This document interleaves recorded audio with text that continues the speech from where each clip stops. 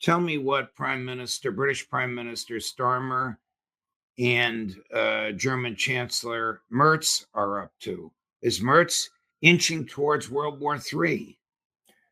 They are. I don't think that they're doing it intentionally, but they're complete warmongers.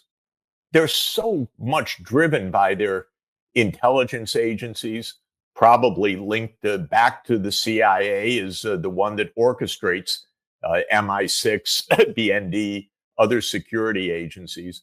But the rhetoric and the behavior of these politicians is absolutely reckless.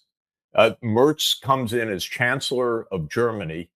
You would think, not just think, you would hope, you would expect in a world that has some desire for self-preservation, that the Chancellor of Germany is newly arrived would at least have a call with President Putin to discuss the situation, to make an evaluation, to try to understand.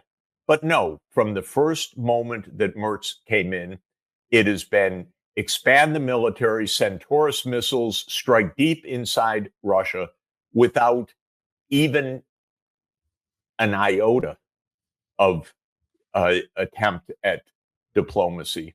Starmer has been the same way.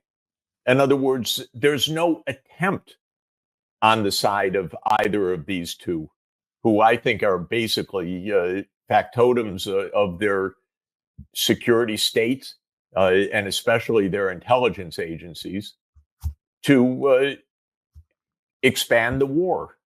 So the absence of even a shred of evidence that they want to find a path to peace tells us what we need to know.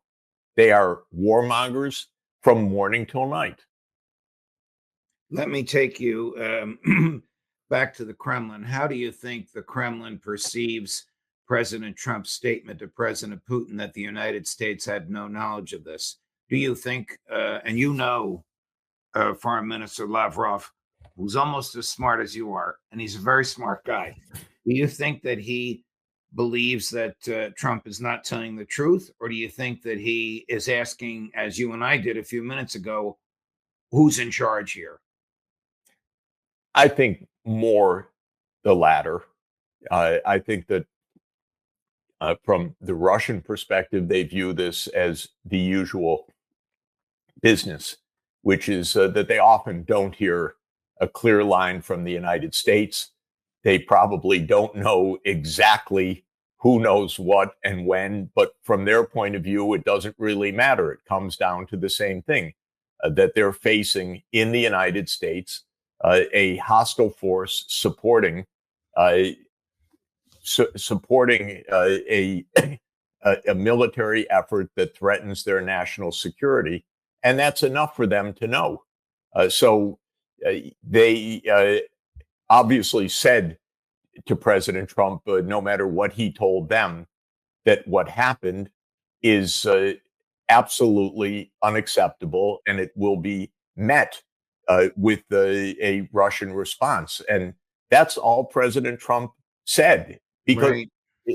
whatever he told them, they told him something very, very clear, which was that this was an attack on core Russian national security, and it would be met with a Russian response. I think we saw the very beginnings of this Russian response today. But the fact of the matter is we're on a path of escalation right now. And whatever Trump knew or didn't know, what's been happening in recent weeks is no doubt a large and powerful lobby from within the U.S. security establishment. These two senators are a part of that, but it goes far beyond that. And within the security establishment of Europe to continue fighting Russia, because this has been a core doctrine for more than 30 years. This is not something new. And it is the difficult job of the President of the United States to put a brake on the military industrial complex. That's the job. It requires skill, it requires steadfastness. This is a war machine that is always in operation. The president actually has to actively put the brakes on the war machine. It's not enough to not be a warmonger himself. And Trump has not been a warmonger when it comes to Ukraine. But it is an act of skill to put a stop to the war machine. We know presidents have sometimes paid the ultimate price for that, as John F. Kennedy did when he put the brakes on the war machine. The fact of the matter is, there is a powerful big business, the $1.5 trillion business a year just in the US alone, not to mention in Europe, and a powerful ideological force that says just fight.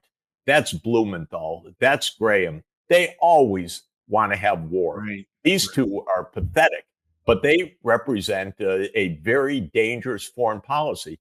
And I just want to remind everybody, at the end of the Cold War, Russia, even the Soviet Union before the end of the Soviet Union under Gorbachev said, we want peace, we want cooperation. And here we are 35 years later at the brink of nuclear war. It's mind-boggling how the United States squandered the chance for peace. And it is in the likes of Lindsey Graham that we did so, because these people say if the other side wants peace, they're weak.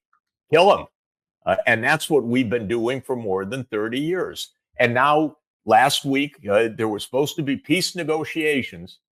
And the day before the peace negotiations, Ukraine attacked the strategic bombers of Russia.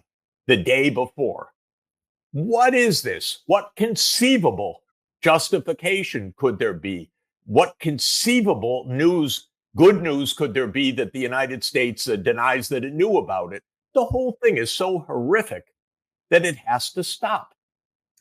Professor Sachs, thank you very much. Thanks for coming on at this unusual time of day. One of the viewers writes in, the forecast today, partly cloudy, chance of war. Good.